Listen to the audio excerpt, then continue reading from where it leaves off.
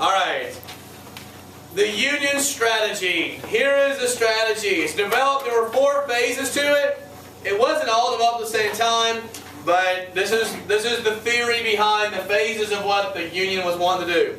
And this was developed. Part of this, the Anaconda Plan, was developed by Winfield Scott. If you remember, ran for president as a Whig. He was a Mexican War hero. One was the Anaconda Plan. What's an anaconda? It's a snake. But what's it do? It constricts. So the blockade was part of the Anaconda Plan. They're going to blockade the Atlantic and the Gulf, and they're also going to try to take advantage on the Mississippi River, right? And so the one was strangling the South, much like an anaconda would. You ever seen an anaconda at a zoo or like a... Yes. They're adorable looking. Their faces. They're not adorable.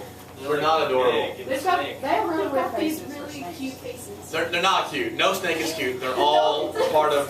There's a reason why the Bible has them as being evil, because they're evil. I'm so scared of snakes. I'm so desperately scared of snakes. When I run and I see a snake, it's a bear. No.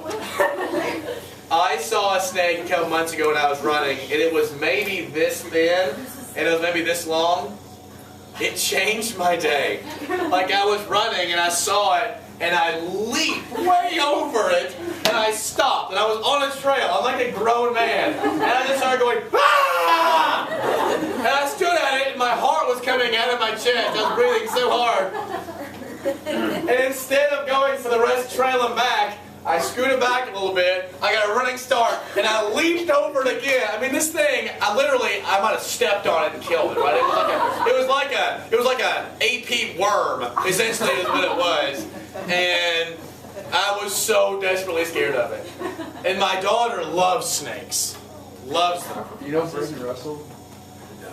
His dad, it's the same with spiders, but it's worse. Like one time, I was over there, his dad was a little big spider come down, ran in the house. My daughter at recess goes looking for snakes in the woods.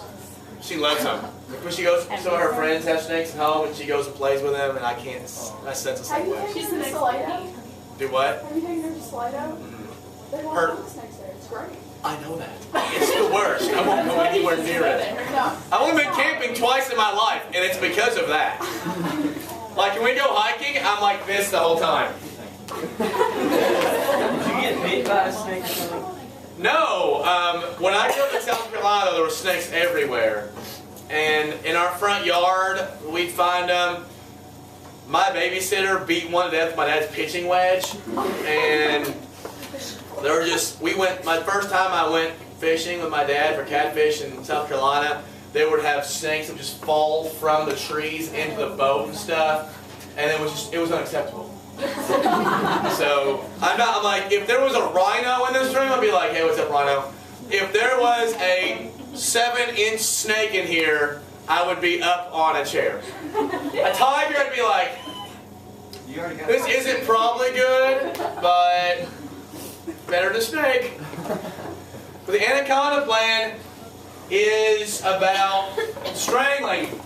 Early parts of the blockade are less effective, but blockades take time and they work like Novocaine, right? It starts off and I can't feel, I'm feeling nothing, right? And that's what the Anaconda Plan was about. It was about total war. Not just beating. This is a war. Have you ever heard the term war is hell? Yeah. This is where this is coming from. Not where it came from, but this is what's exemplifying it. They are not just hurting the other army. They're taking away the entire side's ability to feed themselves. So the first part is Anaconda Plan. The second part is cutting off the South, the Mississippi River, right? There were 3 states, Arkansas, Louisiana, and Texas, that once the Mississippi was handled by the North, those 3 states could not really be as actively involved, right? So Anaconda Plan, cutting it off. Thirdly, they're going to cut a path, and this is going to be Sherman. This is going to be the next phase. eventually Sherman is going to cut a giant swath through the South, go all the way from Chattanooga down to Savannah, turn north, and be going toward Richmond. And when I say, war's hell, for 16 miles wide, all the way from Chattanooga down to Savannah, which is a long way, you saw a farm, you burned it. You saw animals, you killed them, you ate it, and you burned them. You saw a woman, whatever you want to do, man, don't have to tell me about it. Women were raped, women were killed, women were beaten, men were tortured, men were killed. Farms were just destroyed. And it was about making it so desperately horrible, they wanted to stop fighting.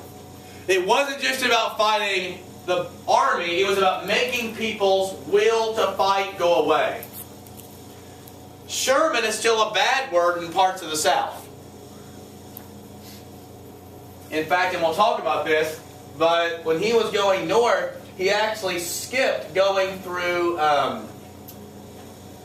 either going through Charleston or Columbia. He either went through Charleston or Columbia, I can't remember which one, because the love of his life, who was Southern, lived in one of the cities, and so he went around and burnt the other city instead.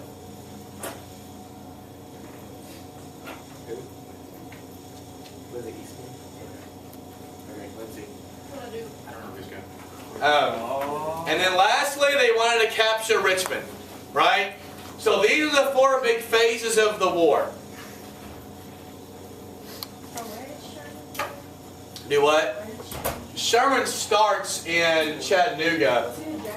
He was a general. And we'll get to all this stuff. These are just the phases we're going to go through, okay?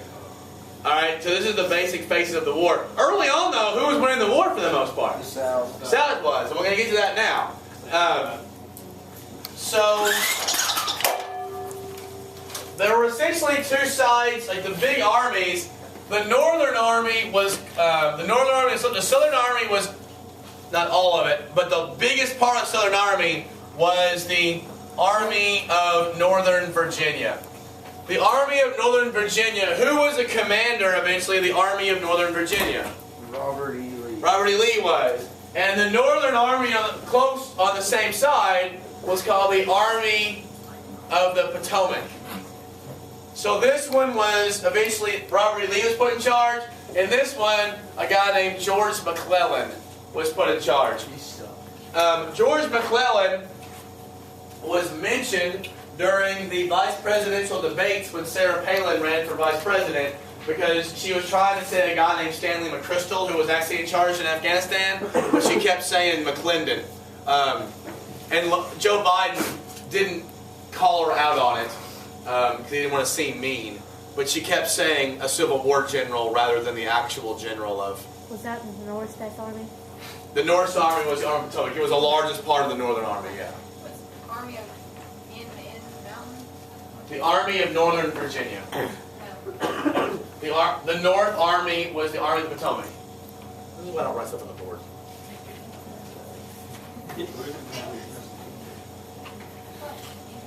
Okay.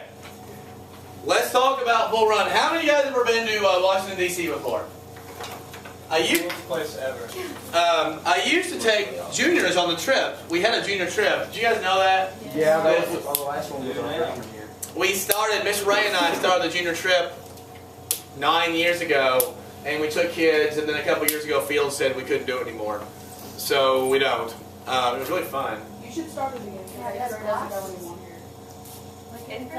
You guys didn't go as 8th graders? We There was only a small group. Oh, the first time I took 123 kids the first time. It was really fun. It was crazy. I have thought about taking kids who graduate to Europe. Like take a group of kids to Europe who graduate. I'm going to Europe this year. Like start raising money now, like when you're juniors, so you can go when you're seniors. That'd be a smaller group. But no, the DC trip was fun. Now, here is Washington, D.C. When we actually go, the reason I ask you about this is because when we actually go, we go through a small town in Virginia, about 30 miles outside of Washington, D.C., called Manassas. Okay? The Battle of Bull Run, the first Battle of Bull Run, was outside of this small town called Manassas. In fact, in the South, they still call it the first Battle of Manassas. There are 2 battles of Bull Run, or battles of Manassas. Okay? McClellan was literally younger than I am now. He was a brilliant commander. His men loved him. He was very cautious. That was kind of his fatal flaw. He was very, very cautious. Lincoln always said he had a case of the slows. He never wanted to go after and attack. And he always had, usually had quite a bit more people than the Confederacy did. But Lee always convinced him that he had more people, so he was always slow to attack. But the Battle of Bull Run, this is in July of 1861. The dates, you'll never have to memorize the date of battles, just to let you know kind of when these things happen. This first battle happens. In fact, what's funny is, when the battle happened, a whole bunch of people from D.C. in the area came to watch. They brought picnics, and they brought blankets, and they sat down because they wanted to watch. I mean, think about it. People had never seen a battle before. They're kind of curious. Both sides, the North and the South, thought this war wasn't going to last very long. This might be the only battle of the war. So, we're going to go watch. Teachers, pardon the interruption. All juniors or seniors that need a